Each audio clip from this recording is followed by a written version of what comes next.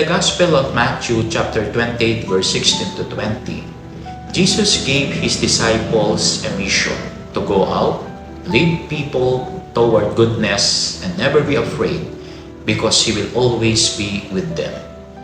Just like the disciples, the men and women in uniform also carry a mission every day to serve, protect, and stand for peace and justice. Being a police officer is not only about authority and uniform, but also about courage, sacrifice, and compassion for the people. Sa kabila ng panganib at hirap ng tungkulin, patuloy silang tumatayo para sa kapakanan ng bayan. Tulad ng pangako ni Jesus, I am with you always.